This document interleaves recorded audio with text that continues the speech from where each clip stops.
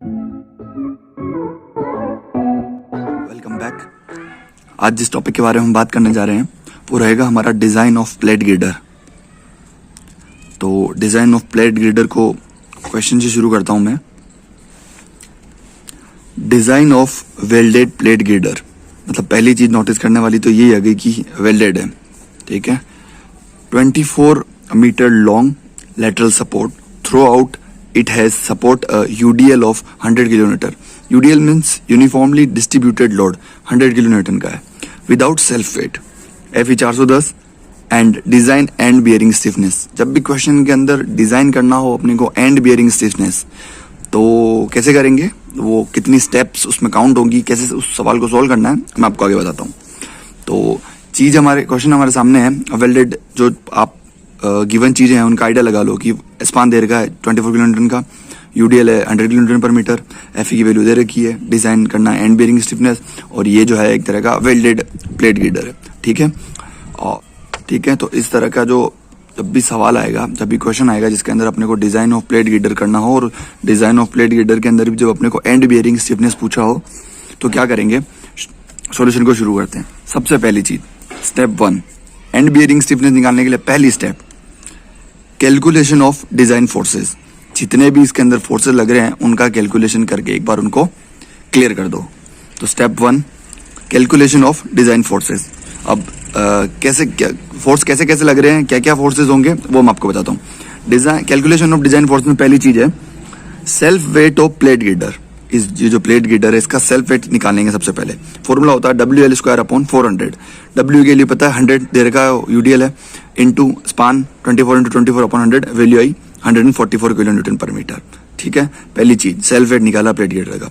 Second चीज self weight of plate गिर्डर पर metre length. पर मीटर लेंथ पर उसका वेट कितना होगा, सिंपल सा तरीका है, सेल्फ वेट कितना है 144 और अपने पास स्पान कितना है 24, डिवाइड कर दो 6 किलोमीटर, पता चल जाएगा कि पर मीटर लेंथ पे वेट कितना है।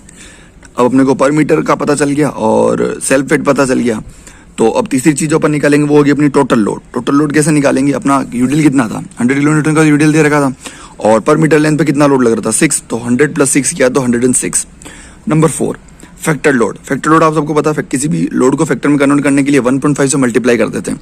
लोड 106 था, 1.5 से मल्टीप्लाई किया तो हमारे पास वैल्यू क्या आ गई 159 किलोन्यूटन पर मीटर। तो कैलकुलेशन ऑफ डिजाइन फोर्सेस के अंदर ये 4 स्टेप मैंने काम में ली। आई होप आपको ये 4 स्टेप बहुत ईजी है, आराम से समझ में आ गई होगी। चलिए आगे बढ़ते हैं। अब स्टेप 2 में क्या करना है हमें, स्टेप 2 होती है हमारी calculate maximum bending moment and maximum shear force, ठीक है। मैक्सिमम बेंडिंग मोमेंट निकालना है और एक बार मैक्सिमम शियर फोर्स निकालना है।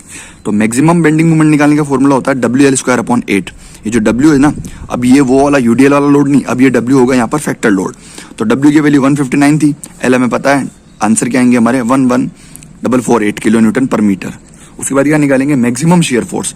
मैक्सिमम शियर फोर्स का फॉर्मूला होता है WL/2 is equal to W की वैल्यू रखी, L की वैल्यू रखी, अपॉन 2 किया तो मेरे पास 1908 किलोन्यूटन आ गया। इस तरह से सेकंड स्टेप के अंदर मैंने मैक्सिमम बेंडिंग मोमेंट जिसका फॉर्मूला ये होता है उससे वैल्यू निकाली, एंड मैक्सिमम शियर फोर्स जिसका फॉर्मूला ये होता है उससे मैंने दूसरी वैल्यू निकाल दी। तो स्टेप 2 मेरी कंप्लीट हो गई। अब आगे बढ़ते हैं स्टेप 3 की तरफ।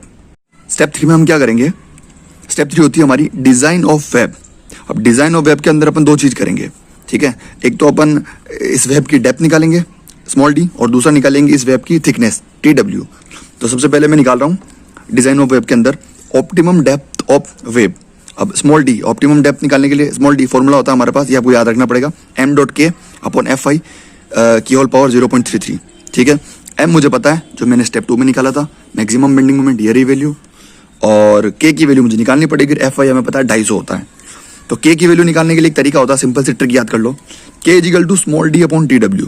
इसको जब वैल्यू निकालते तो वो हमेशा 200 एप्सिलॉन से कम आती है, ठीक है। तो इस तरह से हमारे पास k की वैल्यू आ जाएगी। लेकिन यहाँ जब हम ऑप्टिमम डेप्थ ऑफ वेब करेंगे तो उसमें आप क्या करना, इस k की वैल्यू को अपन अडोप्ट कर लेते हैं 180 से 190 के बीच में। तो मैंने यहाँ पर ले ली 180, ठीक है। ये ट्रिक समझ में आ गई, अडोप्ट कर रहा हूँ मैं 180। तो सारी वैल्यू मुझे पता है, m पता है, k पता चल गया, FI पता चल गया, और ये तो मैंने रख ही रखा। तो मैंने सारी वैल्यूज में पुट कर दी। स्मॉल d = m की वैल्यू यहाँ रख दी मैंने, और जो मैंने k माना था उसकी वैल्यू 180 ले ली, और FI को 250 होता ही है। जब मैंने इसको सोल्व किया तो मेरी स्मॉल d की वैल्यू आई 1871.8 98 mm, ठीक है। इसको मैंने लगभग अज्यूम कर लिया कि लगभग स्मॉल डी को मैंने अज्यूम कर लिया 1871, थोड़ा सा कम करके मैंने इसको 1800 मीटर कर दिया, mm कर दिया सॉरी। तो डी की वैल्यू मेरे पास कितनी आ गई 1800 mm, ये मैंने अज्यूम कर दी। 1871.98 को मैंने थोड़ा सा कम करके 1800 mm कर दिया, ठीक है। अब मैंने क्या किया, ऑप्टिमम डेप्थ तो निकाल दी वेब की। अब क्या मुझे क्या निकालना है, थिकनेस। तो सेकंड इसी के अंदर सेकंड चीज में क्या निकालूंगा, calculate thickness of web, TW।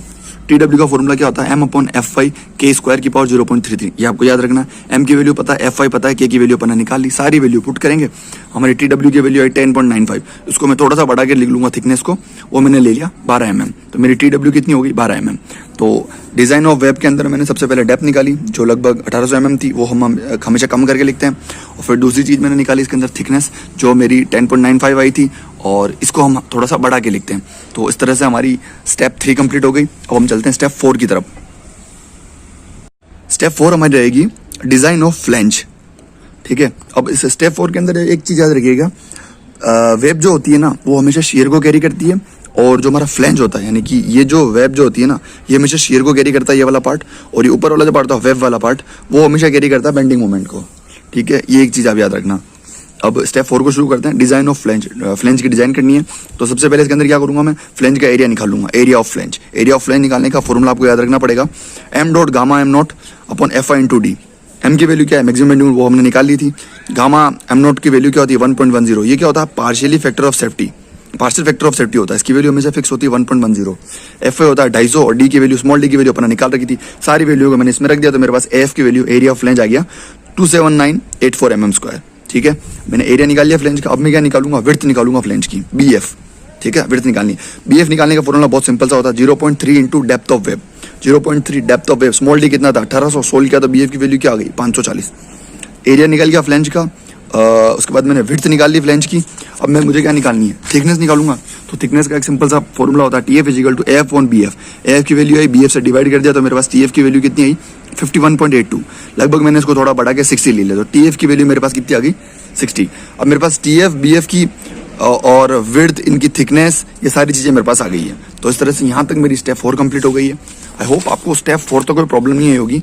अब मैं आपको इसका एक डायग्राम बताता हूँ कि फाइनली इसका डायग्राम बनेगा कैसे। सारी चीजें हमारे पास आ चुकी है। तो ये एक सेक्शन, पूरा एक सेक्शन बना, आई सेक्शन। इसमें 540 क्या वैल्यू आई थी हमारे पास, वो आई थी इसकी विड्थ आई थी, विड्थ 540 हो गया। देन ये स्मॉल डी जो था हमारे पास क्या बोलते हैं डेप्थ ऑफ वेब 1800 था। देन उसके बाद हमारे पास TF थिकनेस ऑफ फ्लैंज आया था कितना 60। तो इस तरह से हमारे पास इनकी सारी वैल्यू आ गई, और इस तरह से हमारा डायग्राम इस तरह से बन गया। अब हम 4th स्टेप खत्म होने के बाद आपको मैं 5th स्टेप पे लेके चलता हूँ और बताता हूँ उसमें क्या होगा। अब जैसे 5th स्टेप में क्या करेंगे, 4th में डायग्राम आ गया हमारे पास। अब इसको अलग सेक्शन बना देता हूँ, उसको अलग, इसको अलग। तो 1 2 3 3 पार्ट में कन्वर्ट कर दिया। 5th स्टेप क्या होगी हमारी, 5th स्टेप होगी हमारी स्टेप 5 सेक्शन क्लासिफिकेशन। वो क्या होता है वो मैं आपको बताता हूँ। अब स्टेप 5 क्या है हमारे पास, सेक्शन क्लासिफिकेशन। अब इसके अंदर काम आएगा हमारा कोड IS 800/2007, ठीक है। कोड का पेज नंबर खोल लीजिए आप, कोड पेज नंबर 18। एक फॉर्मूला मिलेगा B/TF = 8.4 एप्सिलॉन, ठीक है। अब मेरे पास TF तो है लेकिन B नहीं है। B की वैल्यू कैसे निकालते हैं, B की वैल्यू निकलती है BF - TW/2। तो BF मेरे पास 540 था, माइनस TW की वैल्यू 12 थी अपॉन 2। इसको सोल्व किया था, B की वैल्यू क्या आ गई 264, यहाँ रखा 264 अपॉन TF की वैल्यू कितनी थी 60। TF क्या था मेरा, थिकनेस ऑफ फ्लैंज 60, ये जो था थिकनेस, इस फ्लैंज की थिकनेस है। सोल्व किया, वैल्यू आई 4.4 जो कि लेस देन होती है 8.4 एप्सिलॉन से, ठीक है। So we can say this is a plastic section. अगर इससे छोटा है तो हम बोल सकते हैं ये एक तरह का प्लास्टिक सेक्शन है। एक चीज और, एप्सिलॉन की वैल्यू कैसे निकालते हैं, एप्सिलॉन की वैल्यू होती है 250 अपॉन FI, और FI की वैल्यू कितनी है 250, दोनों कटेगा 1, यहाँ पर 1 रह गया तो 8.4 ही रहेगा। तो ये इससे छोटा है, तो इसलिए प्लास्टिक सेक्शन बन गया, ठीक है। फिर क्या होता है, this all check for flange. ये जो हमने चेक किया अभी, ये हमने फ्लैंज के लिए चेक किया। अब हम क्या करेंगे, वेब के लिए चेक करेंगे। वेब के लिए कैसे चेक करेंगे, आगे बढ़ते हैं। फॉर वेब, वेब के लिए फॉर्मूला क्या होता है, D/TW = 84 एप्सिलॉन, ठीक है। तो D की वैल्यू कितनी, की वैल्यू क्या थी अपने पास 1800, TW की वैल्यू क्या 12, इसकी वैल्यू क्या आई 150, है ना 150। वो इज ग्रेटर देन है 84 एप्सिलॉन से, मतलब इससे बड़ा है ना, इस लेस देन नहीं है, ठीक है। तो ऐसी कंडीशन में क्या होगा, this is not in plastic section, मतलब ये इस कंडीशन को फुलफिल नहीं कर पा रहा है, इसलिए ये प्लास्टिक सेक्शन के अंदर नहीं है। तो अगर ये प्लास्टिक सेक्शन के अंदर नहीं है, ऐसी कंडीशन अब क्या करते हैं, we need stiffness bearing in the section because it's not in plastic section. अब अपने को क्या चाहिए होगा, स्टिफनेस बियरिंग चाहिए होगी, क्योंकि ये प्लास्टिक सेक्शन के अंदर नहीं है। अगर होता तो बात अलग थी, हमें स्टिफनेस बियरिंग की जरूरत नहीं होती, बट अगर ये नहीं है इसलिए अपने को क्या होगा, इसके अंदर स्टिफनेस बियरिंग की जरूरत पड़ेगी। और वो मैं आपको आगे बताता हूँ कि स्टेप 6 के अंदर कि कैसे आगे इस क्वेश्चन को अपन सोल्व करेंगे। ओके, तो अब स्टेप 6 के अंदर क्या होगा, स्टेप 6 होगी हमारी चेक फॉर बेंडिंग स्ट्रेंथ। ठीक है, बेंडिंग स्ट्रेंथ चेक करेंगे अपन स्टेप 6 के अंदर। ये जो हमारे पास इस बेंडिंग स्ट्रेंथ वाला स्टेप 6 का फॉर्मूला है, ये अपने को मिल जाएगा कोड के अंदर। ठीक है, अब हमारा इसका फॉर्मूला क्या होता है बेंडिंग स्ट्रेंथ के लिए, M is equal to BV ZP FY upon gamma m naught. ठीक है, अब अपने पास क्या, गामा एम नॉट की वैल्यू क्या होती है 1.10, FY की 250, ZP हमें चाहिए होगा। और इसकी वैल्यू कैसे निकालते हैं, BB फॉर प्लास्टिक सेक्शन, इसकी वैल्यू प्लास्टिक सेक्शन के लिए क्या होती है, हमेशा 1 होती है। ठीक है, ZP हमें चाहिए होगा और इन दोनों की वैल्यू हमें पता है, तो सिर्फ ZP की वैल्यू चाहिए। तो ZP की वैल्यू कैसे निकलती है, ZP की वैल्यू का फॉर्मूला होता है A/2 कोष्टक y/1 plus y/2। A मतलब यहाँ एरिया हो गया, y/1 y/2। अब because of symmetric section y/1 is equal to y/2, मतलब अगर सिर्फ y/1 की वैल्यू भी निकाल दी ना तो वही वैल्यू y/2 की भी होगी, तो किसी एक की वैल्यू अपन को यहाँ पर निकाल लेंगे। So we calculate y/1। ठीक है, अब इसमें एक चीज और ध्यान देना कि अपने पास क्या क्या नहीं है, एरिया नहीं है तो अपने पास, तो अपने को एरिया निकालना पड़ेगा और ये y1 बार निकालना। ठीक है, तो एरिया निकालने के लिए वो चीज मैं आपको बाद में बताता हूँ। सबसे पहले अपन क्या निकालेंगे, y1 बार। ठीक है, y1 बार की वैल्यू के लिए क्या करेंगे, ये हमारा जो डायग्राम था उसकी सारी चीजें थी।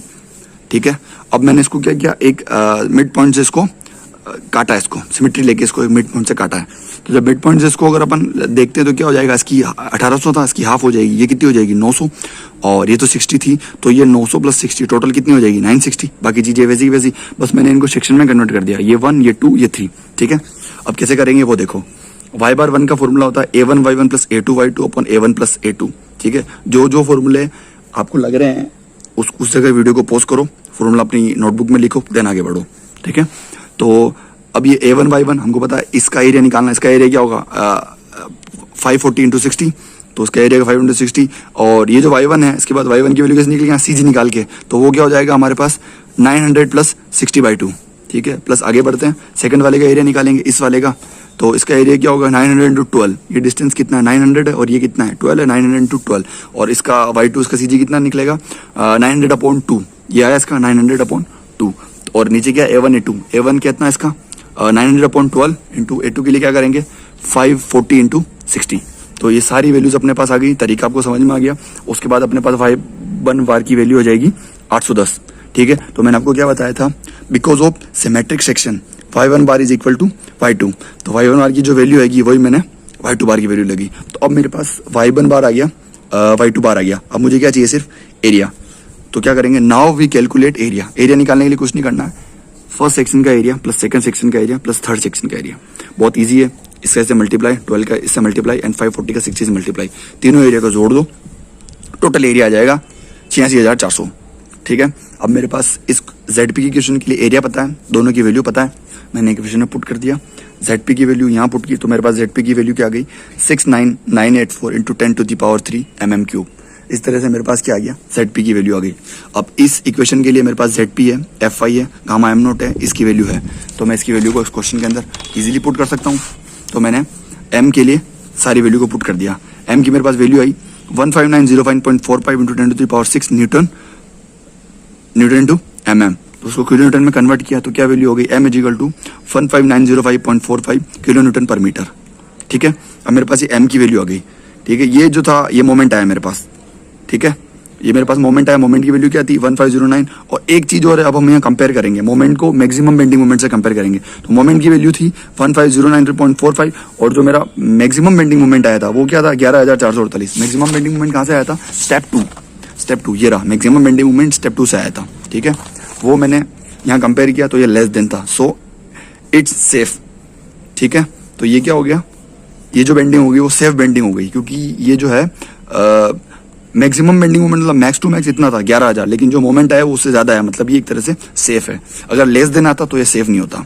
ठीक है, तो ये थी हमारी स्टेप 6। आई होप आप स्टेप 6 समझ में आ गई होगी। अब मैं आपको लेके चलता हूँ स्टेप 7 पे। हमारी स्टेप 7 क्या बनती है, अब check for shear capacity. Step 7 में अपन चेक करेंगे चेक फॉर शेयर कैपेसिटी। उसका फॉर्मूला होता है VN = AV.τB। इसको बहुत ध्यान से समझना, बहुत ईजी है, 2 मिनट में समझा दूंगा मैं आपको। ठीक है, पहले एक बार मैं आपको बता देता हूँ, फिर वापस से ट्रिक बताऊंगा। अब ये आपको इसके सारे फॉर्मूले और सारा तरीका कोड के पेज नंबर 59 पे मिल जाएगा। ठीक है, मैं तरीका बता दूंगा, आपको स्टेप बाय स्टेप पता चल जाएगा। यहाँ क्या करेंगे, using simple post critical method, ये कोड के पेज नंबर 59 पे लिखा हुआ है। ठीक है, using simple post critical method. सबसे पहले निकालेंगे अपन केवी, ये कोड से आपको पता चल जाएगा। केवी की वैल्यू 5.35 होती है। फिर अपन क्या निकालेंगे, टो सीआरई, ये फॉर्मूला कोड के अंदर है। केवी की वैल्यू यहाँ से पुट कर देंगे, पाई की वैल्यू पता है। ई क्या होता है यहाँ, ई होता है इलास्टिक कांस्टेंट ऑफ मॉडुलस। ठीक है, उसकी वैल्यू क्या होती है 2 × 10⁻³ अपॉन 12 1 माइनस म्यू का स्क्वायर। हमेशा याद रखना म्यू की वैल्यू, इस म्यू की वैल्यू फॉर स्टील कितनी होती है 0.33 इंटू डी पता है, TW पता है, सारी वैल्यू मैंने इसमें पुट कर दी। केवी की वैल्यू थी 5.35 इंटू पाई स्क्वायर इंटू ई की वैल्यू होती है 2 × 10⁻³ 12 1 माइनस म्यू की वैल्यू मैंने बताया था फॉर स्टील कितनी होती है 0.33 स्क्वायर, डी की वैल्यू 1800 थी, TW 12 था का स्क्वायर। ठीक है, सारी वैल्यू निकाल दी। इस तरह से मेरे पास एक वैल्यू आ गई टो सीआरई, वैल्यू कितनी है 43.89। आगे मैं बढ़ता हूँ, अब मैं निकालूंगा टो डब्ल्यू। टो डब्ल्यू का फॉर्मूला क्या होता है √FI √3 टो सीआरई। तो टो सीआरई की वैल्यू यहाँ से रखा, FI 250 होता है, वैल्यू पुट की, मेरे पास टो डब्ल्यू की वैल्यू कितनी है 1.80। ठीक है, आगे बढ़ूंगा, अब मैं निकालूंगा टोबी। टोबी का फॉर्मूला होता है FI अपन √3 टो डब्ल्यू का स्क्वायर। तो सब पता था ये 250 होता है, √3 टो डब्ल्यू की वैल्यू थी 1.80, तो मेरे पास टोबी की वैल्यू कितनी आ गई 44.55 न्यूटन पर mm स्क्वायर। ठीक है, अब मेरे पास टोबी पता चल गया। मैंने आपको क्या बताया था, फॉर्मूला क्या होता है VN = AV डॉट टोबी। ये जो टोबी निकला यानी कि 44.55, तो कुछ नहीं करना। और AV की वैल्यू कैसे निकलेगी, D × TW, D पता है, TW पता है, टो की वैल्यू मैंने यहाँ रख दी, तो VN की वैल्यू मेरे पास कितना आ गई 953.48 किलो न्यूटन। ठीक है, यहाँ तक समझ में आया। अब मैं एक सिंपल सी चीज समझाता हूँ। फॉर्मूला क्या होता है VN = AV dot tau b. AV तो पता है, D × TW, मुझे चाहिए टोबी। टोबी चाहिए था तो मैंने एक फॉर्मूला काम में लिया। टोबी का फॉर्मूला होता है ये FI अपॉन √3 टो डब्ल्यू का स्क्वायर। लेकिन अब टो डब्ल्यू नहीं था, टो डब्ल्यू के लिए मैंने टो डब्ल्यू का फॉर्मूला लगाया ये √FI √3 टो सीआरई। अब मेरे पास टो सीआरई की वैल्यू नहीं थी, तो इस टो सीआरई को निकालने के लिए मैंने टो सीआरई का फॉर्मूला लगाया। टो सीआरई का फॉर्मूला ये था। टो सीआरई के फॉर्मूले एक वैल्यू नहीं थी मेरे पास, वो थी केवी, तो केवी मैंने कोड से निकाल लिया। तो ये चीज समझ में आ गई, पूरा समझ में आ गया। बस मुझे उल्टा चलना है, मतलब टो बी चाहिए था तो एक फॉर्मूला, इसके बाद मुझे टो डब्ल्यू चाहिए था तो उसका फॉर्मूला, टो डब्ल्यू के बाद मुझे टो सीआरई चाहिए था तो उसका फॉर्मूला, टो सीआरई चाहिए था तो उसके बाद मुझे टो सीआरई के अंदर मुझे केवी चाहिए था तो केवी को मैंने कोड से निकाल लिया। ठीक है, ये पूरी ट्रिक और पूरा तरीका आपको समझ में आ गया। अब प्रॉब्लम क्या हुई हमारे साथ कि हमने जो हमारी जो वैल्यू आई ना, ये जो अपन ने शेयर कैपेसिटी निकाली वो क्या आई है 953.48, और हमारे पास स्टेप 2 से मैक्सिमम शेयर फोर्स कितना था 1908, मतलब ये इससे लेस देन हो गया। तो ऐसी कंडीशन में क्या हो गया, so it's unsafe in share capacity. तो ये शेयर कैपेसिटी अनसेफ हो गई। एक तरह से ये चेक लगाते हैं अपन, चेक करने के लिए। जैसे स्टेप 6 के अंदर मोमेंट को कंपेयर किया था मैक्सिमम बेंडिंग मूवमेंट से, उसी तरह स्टेप 7 के अंदर शेयर कैपेसिटी को कंपेयर करते हैं मैक्सिमम शेयर कैपेसिटी से। तो स्टेप 6 और स्टेप 7 एक तरह के चेक लगते हैं जो स्टेप 2 से कंपेयर किए जाते हैं। अब ये अनसेफ है, तो ऐसी कंडीशन में क्या करेंगे, इंक्रीज वेव थिकनेस TW को इंक्रीज करते हैं, उससे क्या ये सेफ हो जाएगी। फॉर एग्जाम्पल, अब बहुत सिंपल सी ट्रिक बताता हूँ। ये TW अपना कितना था 12, अब मैं इसको इंक्रीज कर देता हूँ, मैं यहाँ ले लूंगा 16। कुछ नहीं करना है, यहाँ पर लिखेंगे नाउ वी इंक्रीज थिकनेस। ठीक है, वेब थिकनेस यहाँ लिखेंगे, now we increase web thickness. फिर से क्वेश्चन स्टार्ट होगा, वही केवी पता चलेगा, वही फॉर्मूला लगेगा। बस इस TW की जगह आप 16 रख देना, 16 17 जो भी रखना चाहो, मैक्सिमम 16 17 18 रख सकते हो। यहाँ जैसे ही 16 रखोगे तो हर जगह वैल्यू चेंज हो जाएगी। यहाँ वैल्यू चेंज, यहाँ रखो, यहाँ वैल्यू चेंज, यहाँ वैल्यू चेंज। उसके बाद जब यहाँ वैल्यू आएगी तो ये जो वैल्यू आएगी ना, उसके बाद 16 रखने के बाद वो इससे ग्रेटर देन आएगी। तो ऐसी कंडीशन में क्या हो जाएगा, ये सेफ हो जाएगा। समझ में आ गई ये चीज। अब चलते हैं अपन आगे की तरफ। स्टेप 8 है अपनी मेन स्टेप है, design of and bearing stiffness. यही तो चाहिए था अपने को। तो इस स्टेप के अंदर अपन क्या करेंगे, first we check local capacity of web. पहली चीज लोकल कैपेसिटी पता करनी है अपने को। ठीक है, तो ये इसका एक फॉर्मूला जो होता है ना, वो आपको मिल जाएगा कोड के पेज नंबर 67 पे, ये वाला formula FW = B1 + N2 × TW × FI upon gamma m0।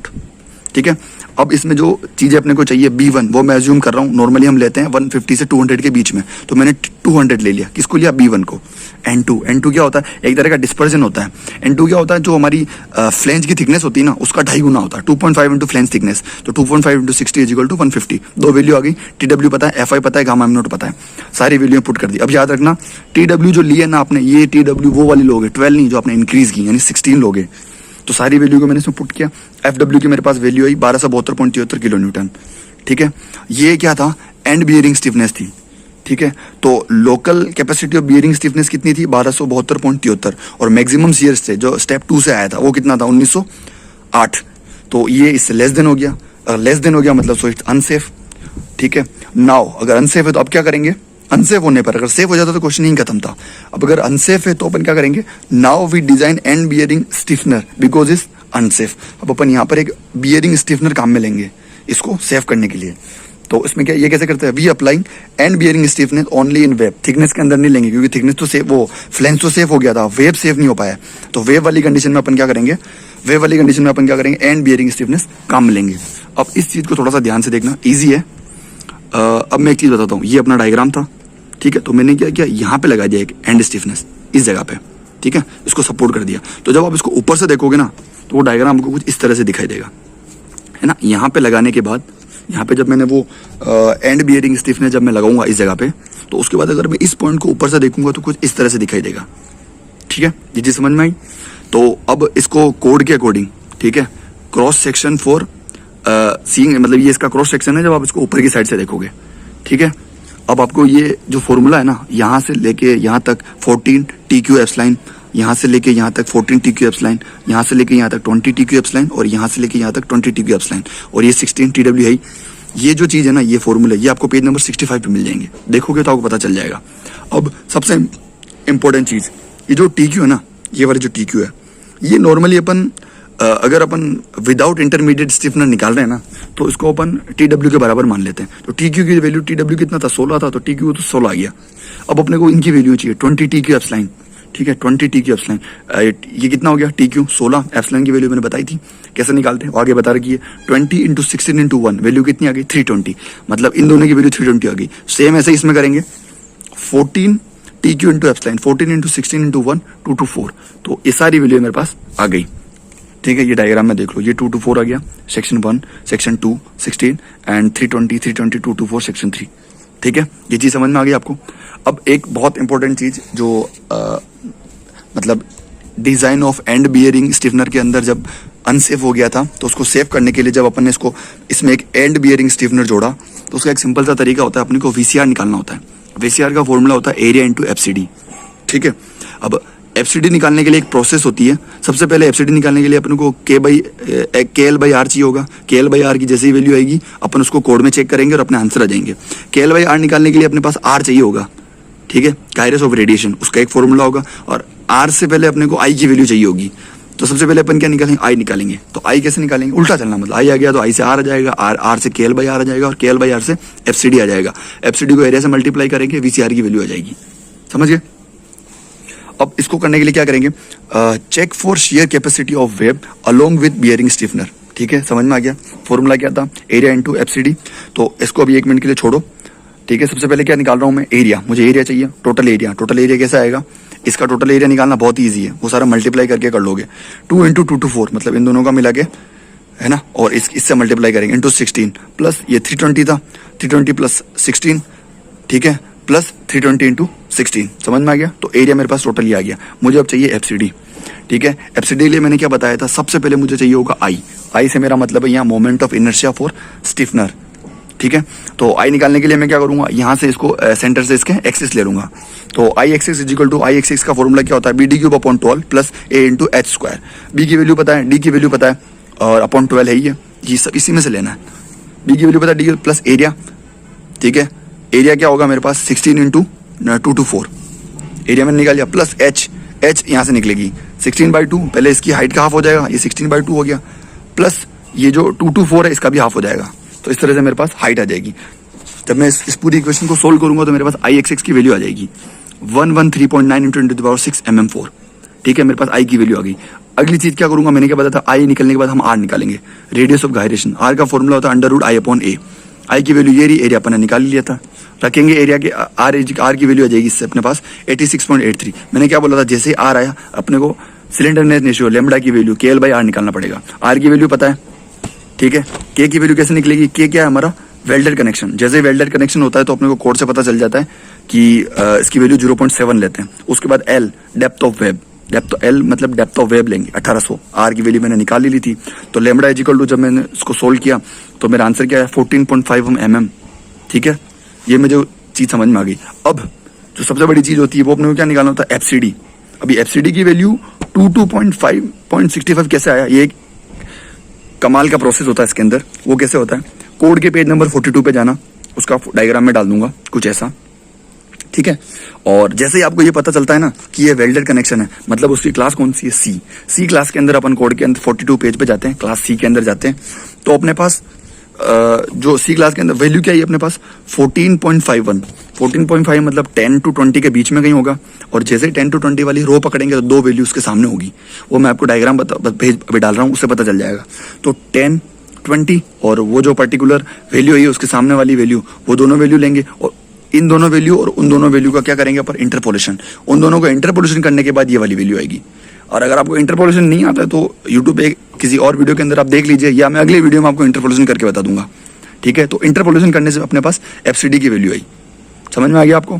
FCD की वैल्यू आ गई, वीसीआर की वैल्यू क्या थी, area into FCD, area into FCD put किया तो वैल्यू क्या आ गई 398588, ठीक है। अब इसको कंपेयर करेंगे तो ये क्या होगा, जो हमारा शेयर मैक्सिमम शेयर आया था, मैक्सिमम शेयर कैपेसिटी उससे बड़ा आ गया, मतलब हमारा क्वेश्चन यहाँ पर सोल्व हो गया। सारे चेक क्लियर हो गए।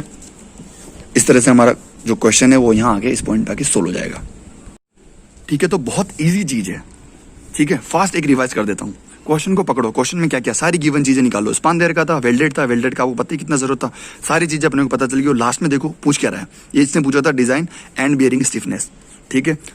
स्टेप 1 लिया, कैलकुलेशन किया डिजाइन के जितने भी फोर्सेस थे। सबसे पहले सेल्फ वेट निकाला, फॉर्मूला ये रहा, लगा दिया। सेकंड चीज सेल्फ वेट पर मीटर पे निकालना था, लगा दिया। फिर क्या निकाला, टोटल लोड जो यूडीएल था उसमें इसको जोड़ दिया और उसके बाद उसको फैक्टर में कन्वर्ट कर दिया। ये चारों स्टेप्स आपको अपनी नोटबुक में लिखनी है और 1 मिनट में याद हो जाएगा। आगे बढ़े, स्टेप 2 में क्या किया, मैक्सिमम बेंडिंग मोमेंट निकाला, फॉर्मूला होता है WL²/8। मैक्सिमम शियर फोर्स निकाला, फॉर्मूला होता है WL/2। दोनों चीज अपने पास आ गई। आगे बढ़े स्टेप 3 के अंदर डिजाइन ऑफ वेब निकालना था। डिजाइन ऑफ वेब में 2 चीजें निकाली, डेप्थ निकाली, थिकनेस निकाली। डेप्थ का फॉर्मूला ये था, ठीक है। सारी वैल्यू पता थी, सारी वैल्यू अपन ने इसमें पुट कर दी। तो हमेशा याद रखना डेप्थ को अपन थोड़ा कम करके लेते हैं। तो 1871 आई थी तो मैंने डी को 1800 mm अज्यूम कर लिया। थिकनेस निकाला, सेकंड स्टेप इसी की दूसरा पार्ट, थिकनेस निकाला, ठीक है। फॉर्मूला अपने को याद रखना, ये वाला फॉर्मूला अप्लाई किया, सारी वैल्यू अपने को पता थी। जो वैल्यू आती है उस थिकनेस हमेशा बढ़ा के लिखते हैं। 10.95 थी, मैंने लगभग 12 ले ली, ठीक है। स्टेप 3 मेरी इस तरह से कंप्लीट हुई। 4 में मैंने क्या किया, डिजाइन ऑफ फ्लेंज किया, ठीक है। डिजाइन ऑफ फ्लेंज के अंदर सबसे पहले मैंने एरिया निकाला, एरिया मेरे पास AF निकाल लिया तो मेरे पास AF की वैल्यू आ गई। फिर मैंने BF निकाला, BF का फॉर्मूला होता है 0.3 इंटू डेप्थ ऑफ वेब, तो उस तरह से मेरे पास BF आ गया। फिर मुझे इसकी थिकनेस निकालनी थी तो मैंने इसका TF निकाल लिया। TF क्या होता है, AF/BF, और जब मैंने इसको लिया लगभग मैंने 60 ले लिया। तो उसके बाद मेरे पास TF आ गया था, BF आ गया था, विड्थ आ गई थी, थिकनेस आ गई था, हर चीज आ गई थी। उससे मेरा ये डायग्राम बना, ठीक है। जैसे डायग्राम बना मैंने क्या किया, सेक्शन क्लासिफिकेशन कर दिया। सेक्शन क्लासिफिकेशन बहुत ईजी है, कोड काम में लेना है IS 800 2007 और कोड का पेज नंबर है हमारा 18। सीधी चीज आएगी आपके पास पहली, B/TF less than 8.4 epsilon. B की वैल्यू नहीं होती तो B की वैल्यू कैसे निकलती है, BF माइनस TW/2। इस तरह से मेरे पास B की वैल्यू आ गई। B/TF, TF क्या होती है, थिकनेस ऑफ फ्लेंज, जो कि हमारे पास गिवन आ गई थी 60। सोल्व किया, वैल्यू इससे लेस देन आई। जब भी कोई चीज लेस देन आती है तो मतलब वो उस प्लास्टिक सेक्शन के अंदर है। एक चीज और मैंने समझाई थी, एप्सिलॉन कैसे निकालते, 250/FI, FI की वैल्यू होती है 250। सोल्व किया, आ गया 1, तो इस तरह से एप्सिलॉन निकल जाता है, ठीक है।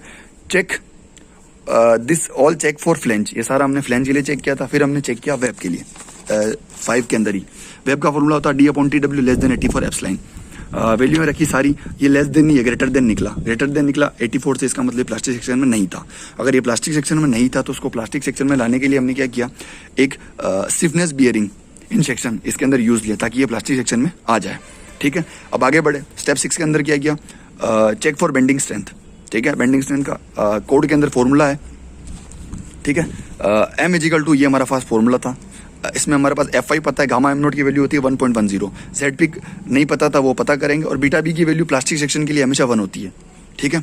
ZP का फॉर्मूला था हमारे पास A/2 gamma Y/1 plus Y/2, ठीक है। Y/1 और Y/2 क्या होता है, इक्वल ले सकते हो आप। लाइक इसकी वैल्यू अगर 50 आई तो उसको भी 50 ले लो, क्यों, क्योंकि सिमेट्रिक सेक्शन है तो दोनों इक्वल कर सकते हैं। तो मैंने क्या किया, किसी एक की वैल्यू निकाली। तो मैंने Y1 बार की वैल्यू इसमें सबसे पहले निकाली।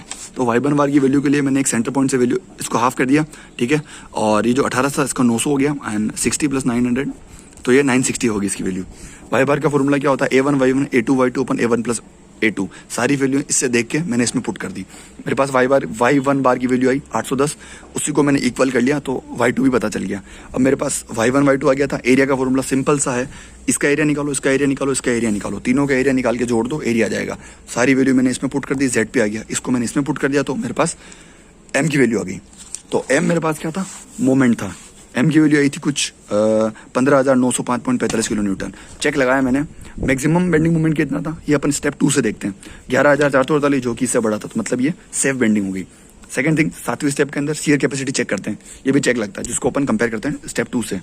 बहुत सिंपल सा था, ठीक है, बहुत बहुत बहुत सिंपल है, कुछ नहीं करना होता। एक सिंपल सा फॉर्मूला होता है अपने पास, VN = AV.τB, ठीक है। टोबी चाहिए, टोबी का फॉर्मूला होता है y/√3 gamma W. Gamma W की वैल्यू चाहिए तो गामा डब्ल्यू का फॉर्मूला होता है 250/√3 टॉ CRE। टॉ CRE चाहिए तो टॉ CRE का एक सिंपल सा फॉर्मूला होता है kV π²E/12, और ये सारी वैल्यू है। अपने पास kV की वैल्यू नहीं होती, kV की वैल्यू 5.35। ये पूरा का पूरा फॉर्मूला लाइक टॉबी से ये, इससे ये चाहिए, इससे ये चाहिए, आपको पेज नंबर मिल जाएगा 59 पे। बहुत ईजी है।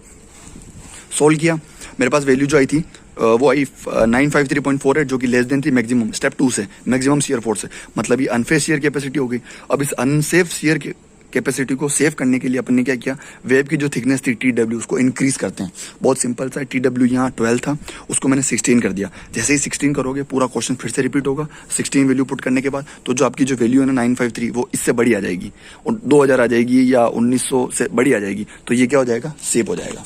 इस तरह से अपन ने इसको सेव किया। Last but not the least, step 8, design of and bearing निकाला। एंड बियरिंग निकालने के लिए 67 पेज नंबर पे हमारे पास फॉर्मूला था। B1 और N2 की वैल्यू नहीं थी। B1 की वैल्यू निकलती है 150-200 के बीच में, अपन कुछ भी ले सकते हैं, तो मैंने 200 ले लिया था। N2 के लिए अपन क्या करते हैं, N2 थिकनेस का जो है, फ्लेंज थिकनेस का 2.5 गुना होता है, तो 2.5 × 60, तो मेरे पास वैल्यू होगी। सारों को इसमें पुट किया तो FW की वैल्यू कुछ 1272.73 किलो न्यूटन आई थी। तो लोकल कैपेसिटी ये जो था क्या थी, ये लोकल कैपेसिटी बेयरिंग स्ट्रेंथ थी, और मैक्सिमम शियर ये था, तो ये इससे लेस देन फिर से अनसेफ हो गया। इसको सेव करने के लिए अपन ने काम में लिया था चीज, now we design end bearing stiffness. एक एंड बियरिंग स्टिफनर लिया था, किसमें, सिर्फ वेब में। तो एंड बियरिंग स्टिफनर मैंने क्या किया, मेरा डायग्राम था उसमें मैंने यहाँ कहीं एंड बियरिंग स्टिफनर लगाया, तो जब इसको ऊपर से देखोगे तो उसका क्रॉस सेक्शन कुछ ये बनता है, ठीक है। ये आपको कोड के पेज नंबर 65 पे सारे फॉर्मूले मिल जाएंगे। 14 TQ एप्सिलॉन, 20 TQ एप्सिलॉन, ठीक है। TQ की वैल्यू नॉर्मली अपन क्या करते हैं, TW के बराबर लेते हैं जब अपन विदाउट इंटरमीडिएट स्टिफनेस कर रहे हो, ठीक है। तो मैंने वापस से इसको रखा, सारी TQ की जगह वैल्यू रखी, TQ की जगह वैल्यू रखी, मेरे पास ये पूरा डायग्राम आ गया, ठीक है। तो इस तरह से मैंने इस चीज को सोल्व कर दिया। अब जो इसको सोल्व करने की एक सिंपल सा इक्वेशन होती है, VCR = एरिया × FCD। FCD के लिए सबसे पहले KL/R चाहिए। R की वैल्यू अपने को रेडियस ऑफ गायरेशन से निकलेगी, और उसके लिए मुझे I चाहिए होगा, तो वहाँ पे I निकलूंगा, I से R आएगा, R से KL/R आएगा, उससे FCD की वैल्यू आएगी, FCD को एरिया से मल्टीप्लाई करूंगा, मेरे पास VCR आ जाएगा। उसका सारा मैंने तरीका बता दिया था। सबसे पहले मोमेंट ऑफ इनर्शिया IXX लिया था, IXX की जैसे value I, radius of gyration लिया था, R = I/A, वैल्यू पुट की, R आ गया। R को मैंने सिलेंडर रेशियो एक फॉर्मूला होता है KL/R में पुट किया, तो उससे मेरे पास एक वैल्यू आई 14.51। मुझे पता था वेल्डेड प्लेट है तो C क्लास होगी, इसके लिए अपन कोड में जाते हैं 42 पेज पे, और उसके बाद इंटरपोलेशन मेथड यूज में लेके FCD की वैल्यू निकाला, एरिया × FCD किया, तो मेरे पास जो वैल्यू आई थी वो मैक्सिमम शियर कैपेसिटी से ज्यादा आई। तो हमारा क्वेश्चन इस तरह से सोल्व हो गया। बहुत ईजी है। इस क्वेश्चन के अंदर क्या था कि मुझे क्या कैलकुलेट करना था, एंड बियरिंग स्टिफनेस कैलकुलेट करनी थी, वो मैंने कर दी।